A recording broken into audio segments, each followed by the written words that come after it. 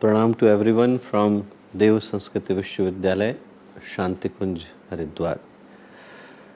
We are in the middle of the discussions of the Patanjali's Yoga Sutra and started discussing the Samadhipada, the first chapter of these most wonderful, immaculately written spiritual scriptures of India, Patanjali's Yoga Sutra.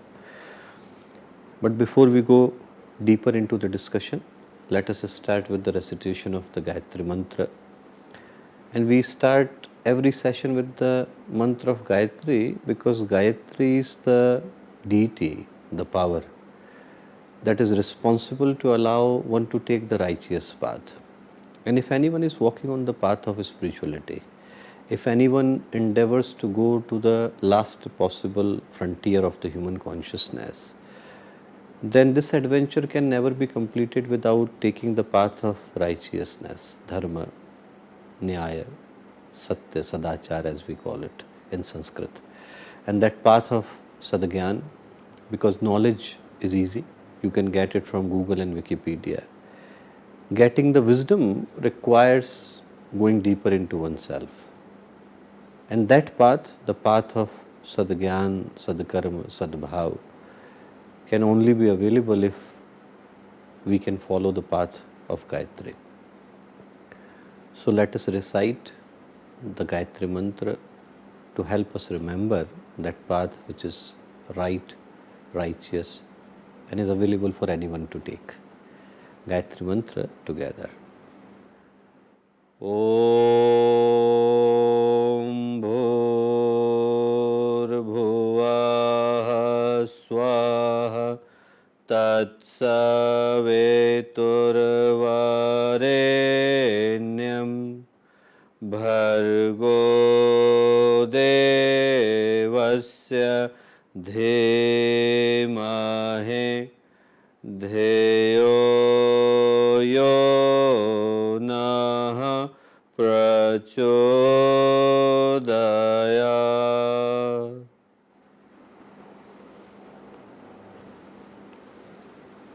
Welcome everyone through this medium that we are connecting, and we are connecting to discuss the Yoga Sutras of Patanjali. Very long time ago, this great man called Patanjali started actually to think about that how the impurities of human personality can be rectified, how we could nullify them. And there are mainly three sources through which the karma gets accumulated or the sanskars get accumulated and they need purification. One is in the body, sharir, and they are accumulated in the nadis of the sharir. And for their purification, that in Sanskrit we call as the mala, the purification of the doshas are required. There are three doshas that Ayurveda talks about, Vata, Pitta and Kapha.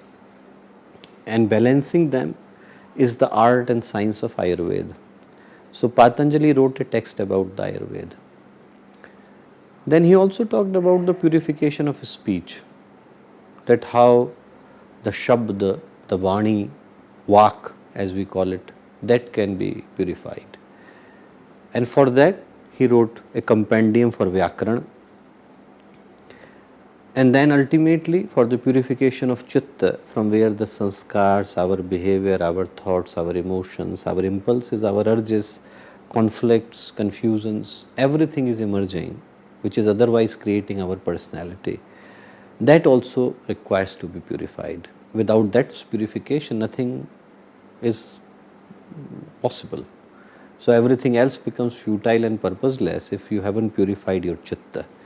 And that purification of the Chitta is the path of the yoga that he has written as the Yoga Sutra. That's why the famous verse comes, Yogena Chittasya Padena Vacham Malam Sharirasya Cha Vaidyakena. That Patanjali, who wrote this text, he wrote about the purification of all of them.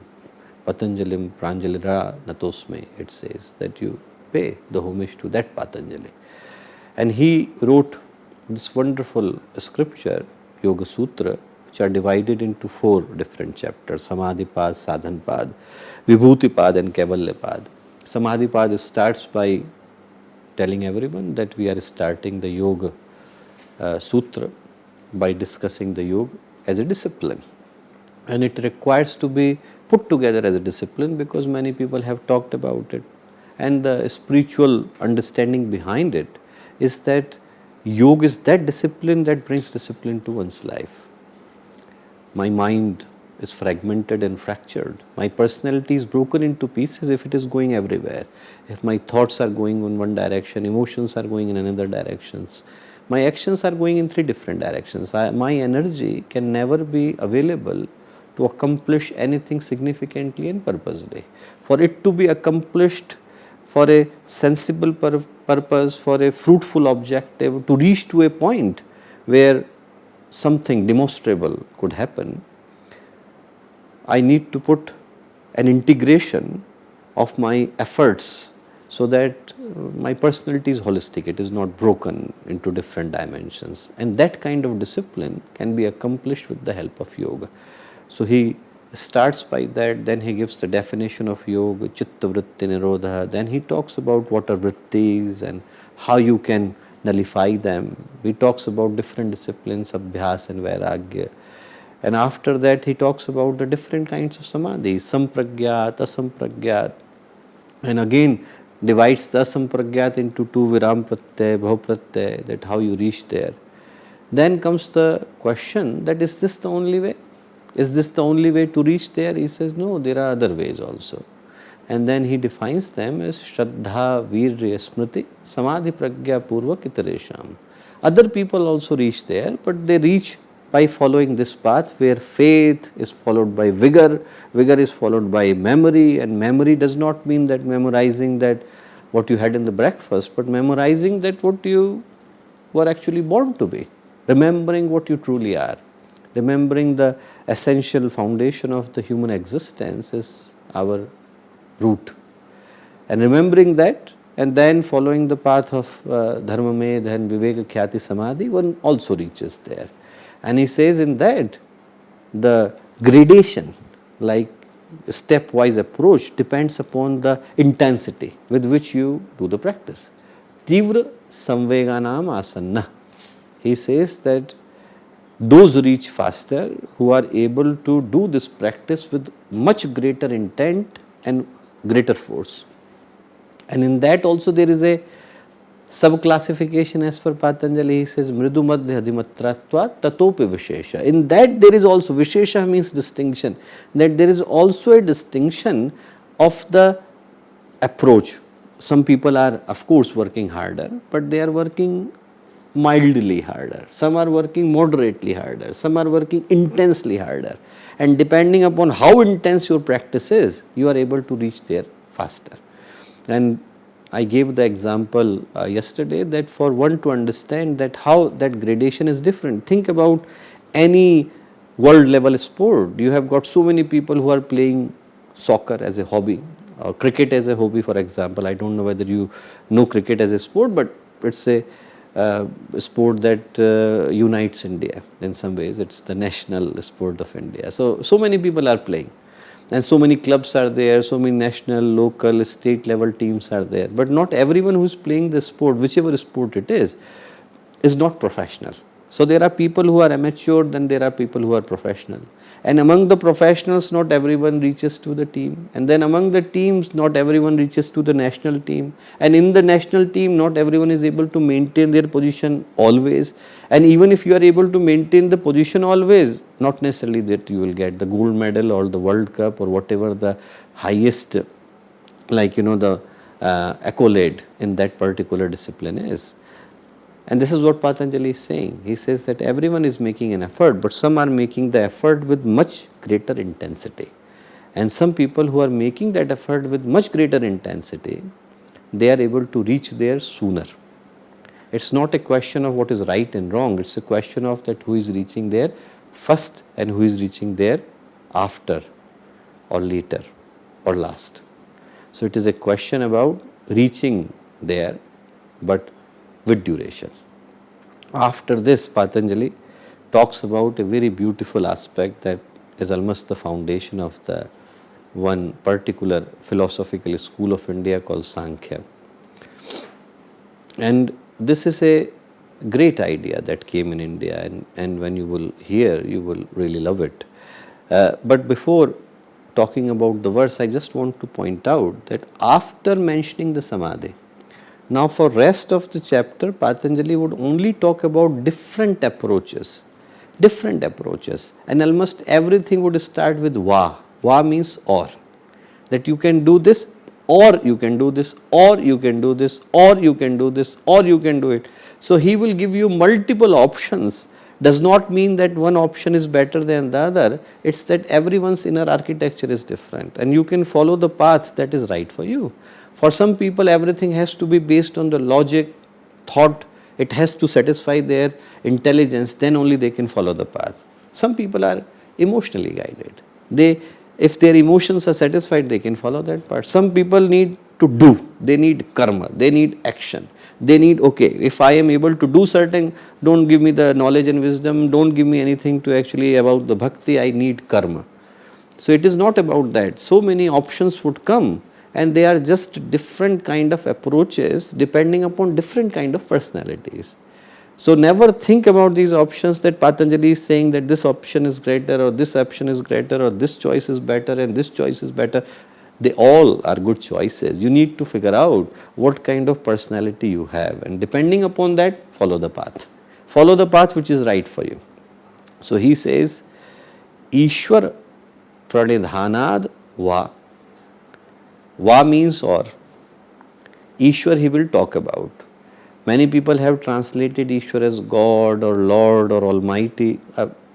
No need to do that, because Ishwar is Ishwar, and it's a, by translating it, you will decrease the value of it. Who is Ishwar? He will define in the subsequent verses.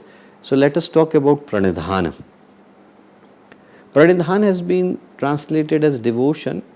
You can translate it whichever manner you would deem right. Devotion or unconditional surrender or consecration, whichever way you think that this is the right way to translate, that's not an issue of translating it. Important thing is to understand it. Pranidhan, it says bhakti vishesham pranidhanam. Bhakti is devotion. We have got emotions. Let's start from the basics. We have got the emotions. When our emotions are directed towards a person or an object, if they are coupled with a desire to get something in return, they are like lust. They become slightly positive, where my concept of ego is slightly gone and I am able to sacrifice something for other, then it becomes prem, love. Although prem is translated as love, I don't think that they are the same words, but let us say, for the sake of convenience, that it is like that. Higher to that is when even your concept of yourself is gone. Then comes the Shraddha. When you are ready to devote yourself for a unknown factor. And when even you are gone, it becomes Samarpan.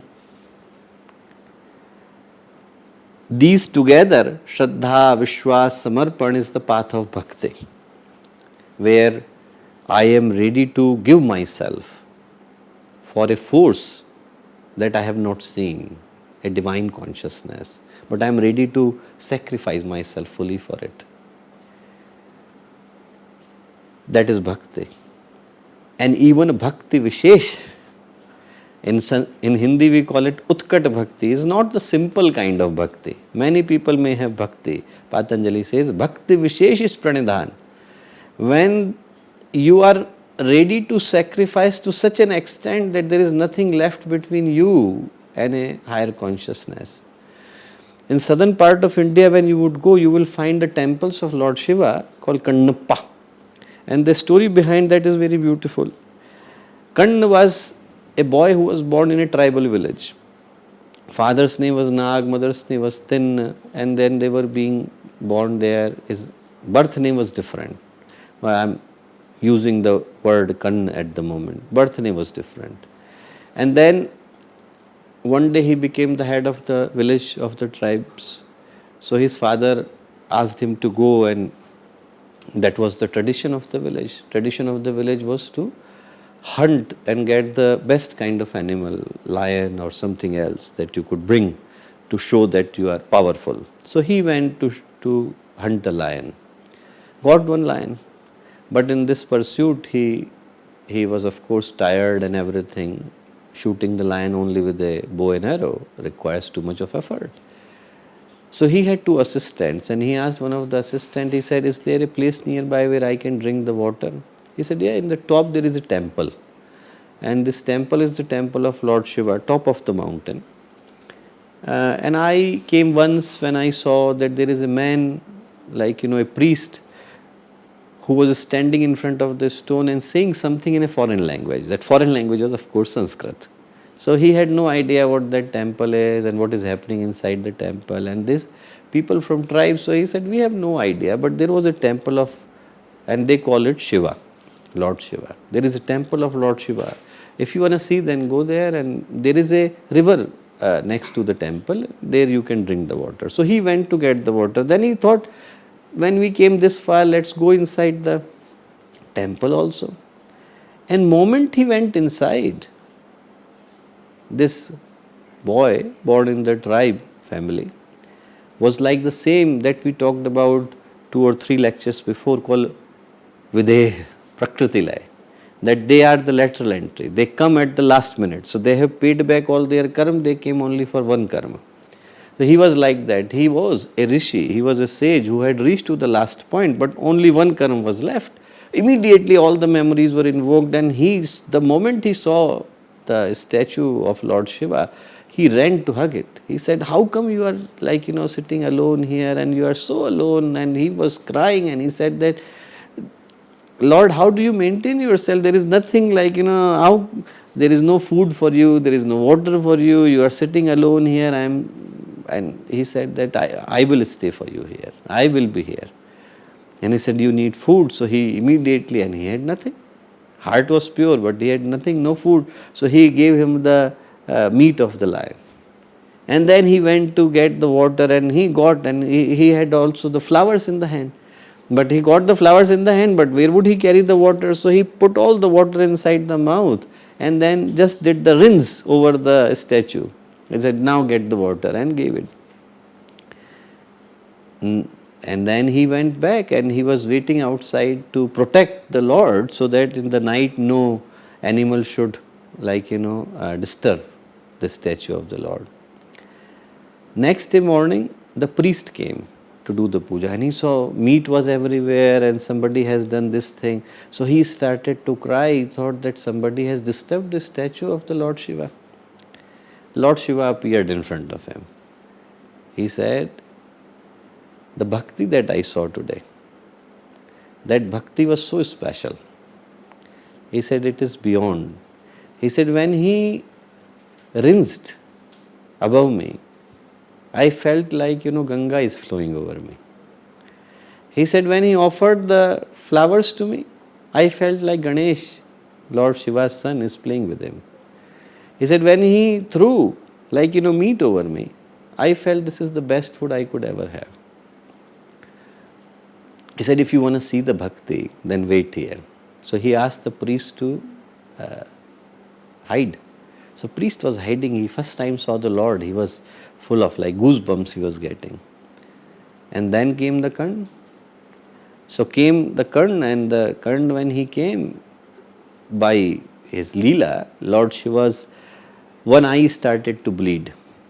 And when he saw one eye bleeding, he could not see, what should I do to Lord? So he immediately took one of his eye off from the arrow and put it, in the statue of Lord Shiva. That eye stopped to bleed, but the other one started to bleed. So he took the another eye and started to put it inside the statue of Lord Shiva. Then Lord Shiva appeared, and he said, don't do it. He said, you are my eye. In the language that this was said, Karna means eye. Appa means eye, Karna means mine. So he said, you are my eye.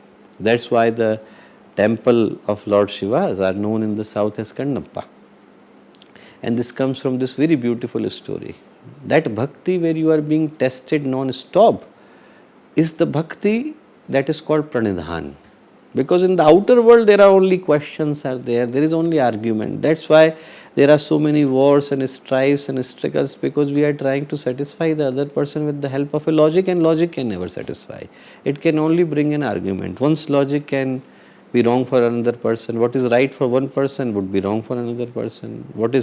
What seems right for one person is definitely wrong for the other person. What is right for rich people may be not so right for the poor. What is right for the poor may not be so much right for the rich people. What is right for India may not be right for Pakistan. What is right for Pakistan may not be right for India. So this kind of argument would continue. But inside there is only one language, and that language is the bhakti. And Patanjali says Ishwar pranidhanad va, also possible, or do the devotion, but not the simple one, extreme kind, pranidhana, bhakti vishesham pranidhanam to Ishwar. But first to understand, he said va, and va because you would hear it many times.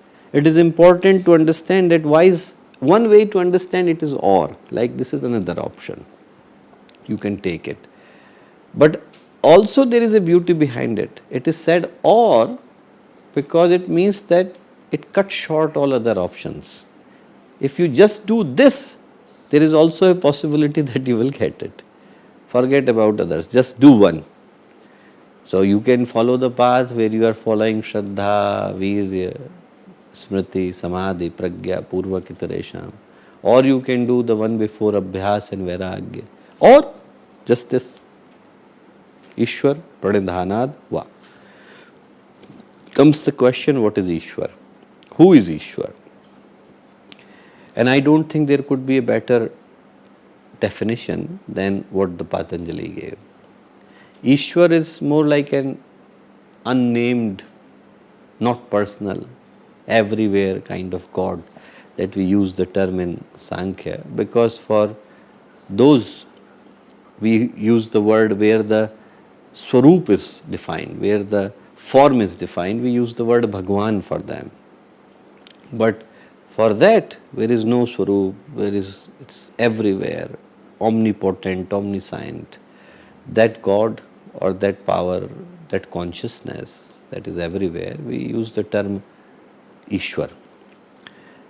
And Patanjali says in the next verse, he says, Klesh karma vipak ashay aparamrishtah purush vishesha Ishwara. Many terms he uses. He says Klesh, Karma, Vipak, Ashay, Aparamrishtah. Aparamrishtah means not touched by. Purush Vishesh, not simple type of Purush, special type of Purush. That Purush is Ishwar. Let's try to understand it. Klesh or Kleshas, he will talk about them in the second chapter. But they are the ones, they are the primary problems which are responsible to make us do karma. In their influence, we end up committing the karma. Agyan, avidya, smita, ragadvesh, abhinivesh, they are the one who indulge us in the karma, in their pravah, in their force. Because of their storm, because of their influence, we end up doing karma. So Klesh leads to karma. Klesh is the seed giving birth to the karma. This karma, good or bad, we talked about it earlier, would bring us the result. The result that comes is called vipak. But this information is stored in the ashay. What kind of karma would come to me, where it would come. Patanjali says in the second chapter, Jati, Ayu, Bhog, three things it would decide. Jati means where I would be born, Ayu means how long I would live, Bhog means what kind of life I would have. These are three basic things. Where I would be born, what kind of life I would have, how long I am supposed to live. You can modify and alter it depending upon your good deeds in this life, depending upon your good karma in this life. Because there comes a very beautiful story, stories of a city where one thing happened at the same time, and same day two incidents had taken place. One person who was doing all the good deeds in his life, all the good karmas in his life, we call Shubha Karma, he was bitten by a wasp. And there was another man in the same city who was doing all the bad karmas, everything wrong, all the Ashubha karma, and he got a gold coin. So people said, what is happening? What kind of justice is this? Person who is doing bad getting gold coin, this person who is doing good, is he like bitten by the wasp? So they went to complain to Lord Shiva's minister. Lord Shiva's minister took the complaint to Lord Shiva that what is the reason? The Lord Shiva said that the person who was bitten by the wasp, he was supposed to die today. But because he did all the good deeds in his life, it became so small that it was only gone by a bite of the wasp. Something that could have crushed him, made him paralyzed, made him die, it went so minimum that only the bite of the wasp. And the person who got the gold coin, he said that person was supposed to be the king of the kingdom. But because he wasted all his good deeds, everything by doing the bad karma, it became so small, they only got the gold coin. So one person was supposed to get a billion, got 100 rupees. One person who was supposed to die, got a bite of the wasp. So he said it is like that. In Sanskrit we say, na bhuktam kshiyate karma, janma koti shatairape. That karma never dies. It is always stored. How much you will get? It depends upon the ashay. Ashay is the only thing which has got all the information. So he says, klesh karma vipaka ashay. Not touched by klesh, not touched by karma, not touched by the outcome, not touched by the storage. All these four, aparamrishta, he was never touched by them. That's why he is Purush Vishesh Ishvara. Why he used the term Purush Vishesh? He used Purush Vishesh because this is a special type of entity, that Ishvara, who was never touched by it.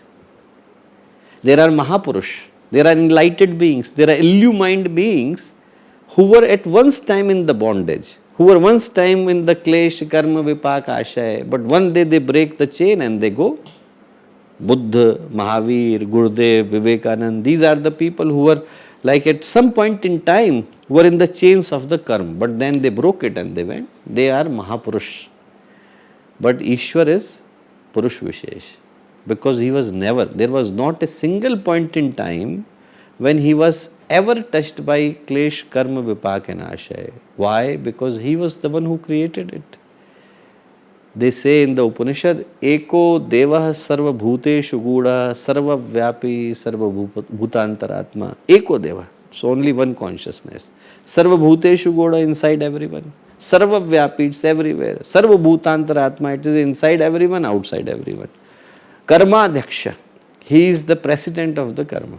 He created it. He transcended it.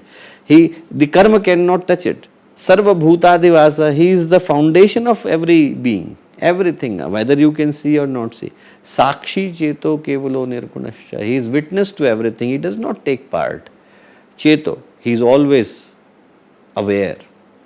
He can never die, he can never sleep. Kevalo, he is the only one. Nirguno, Prakriti's gunas cannot touch it because he is beyond it. That's why in the Gita, Bhagavan Shri Krishna is saying, Maya Dakshena Prakriti Suyate Sacharacharam. That I am the president of Prakriti. I am beyond it. Suyate Sacharacharam. Whatever you can see, whatever you cannot see, everything is under me. So Patanjali is saying, klesha leading to karma, karma leading to vipaka, vipaka leading to ashay. They can never touch this special Purush called as the Ishvara, because he was beyond it. There was no time when he could be touched by it. He has been beyond it. So, klesh karma vipaka ashay, aparamrishta, not touched by have no relation with them. Purush Vishesh, Ishvara. And then he goes further, he says, Tatra Niratishayam Sarvagya Bijam. Tatra means in him. Niratishaya means end point. Atishaya means extreme. So he is the end point, it's the ultimate.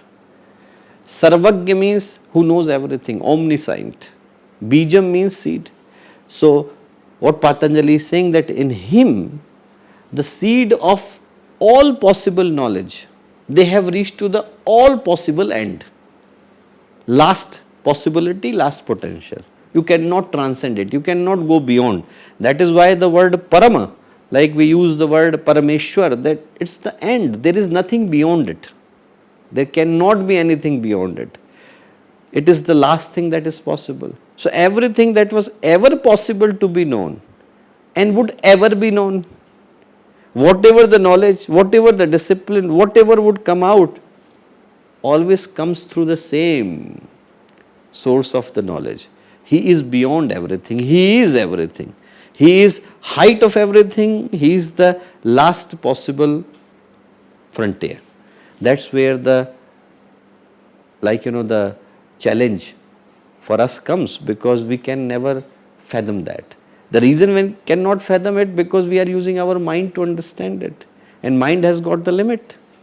It can never think about the thing that is beyond the limitation of the mind to think, because thinking has got a limitation.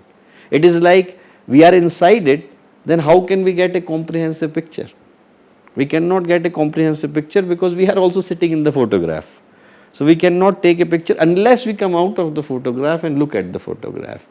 So to transcend, one need to be one with the unified consciousness, universal consciousness, eternal consciousness, timeless absolute consciousness. He says, Tatra Niratishayam Sarvagya Bijam. In him, there is the end point of the knowledge. Purvesham api Guru Kalenan Avachhedat. He says, Purvesh, the ones before, api, also. Guru, all the teachers, masters, gurus, Kalenan Avachhedat. Kal means time. Avachhedat means not limited by.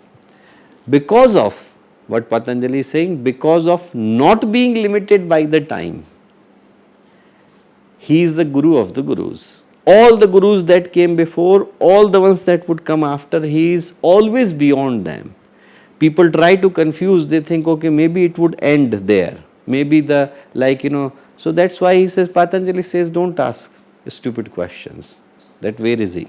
Who is he? Who taught him and who was before? He said, no, don't ask these kind of questions, because he would always be beyond. Wherever you take the podium, he would always be beyond, because he was beyond the time, beyond the knowledge, beyond the time, beyond the karma. All three possibilities, he has exceeded them. He said he is beyond the karma, cannot touch it. He is beyond the knowledge, Jnana cannot reach it. He is beyond the time. So a time, place, person, all three things he has transcended.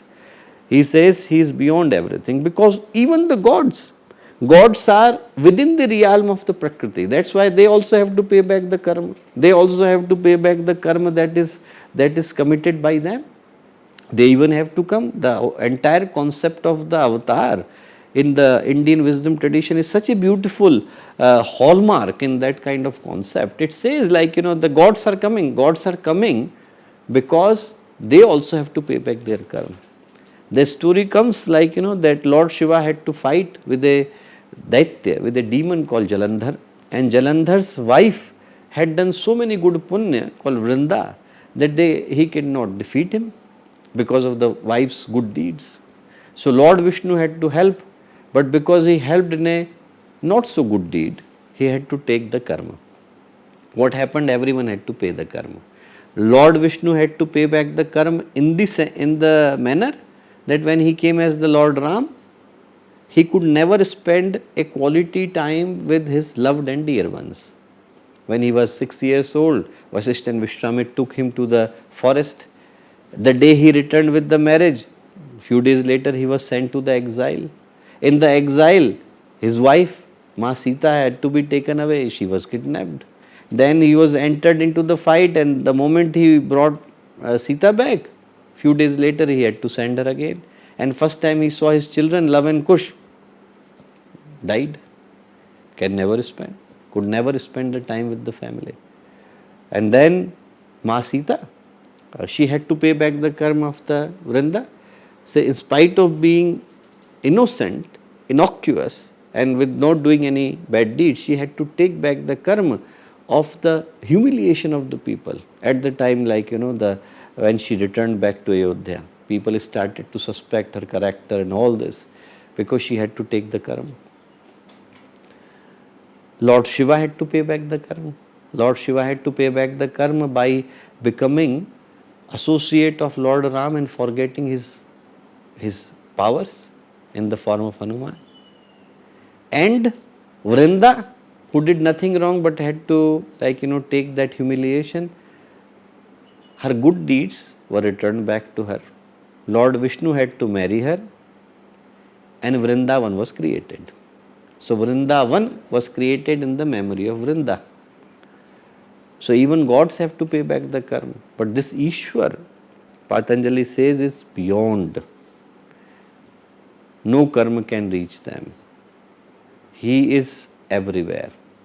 There comes a very beautiful story in the Kenopanishad.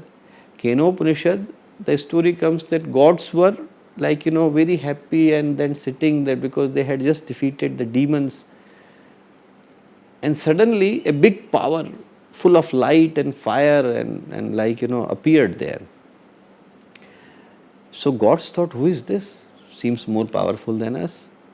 So Indra went first, or Vayu went first to check, and Vayu said, the air, the god of air said that I can throw away anything because of my smallest intervention. Storms can take birth, torpedoes can come, twisters can come, hurricanes can come.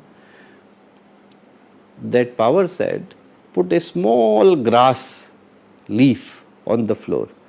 He said, if you could do that, then move this. And with all his power, Vayu, God, could not move that grass leaf. Then came the fire and he said, I can burn everything down. That power again said the same thing, that burn this grass leaf down. Could not do that. Out of the humiliation, gods ran to feminine power, Shakti, and said to Adi Shakti that who is that power? And Adi Shakti said, he is Ishwar. He is beyond all of you. He is the one who gave birth to you. You are getting power because of him. You are from him. He is your beginning, he is your end, and he is your middle. That comes in the Kenopanishad.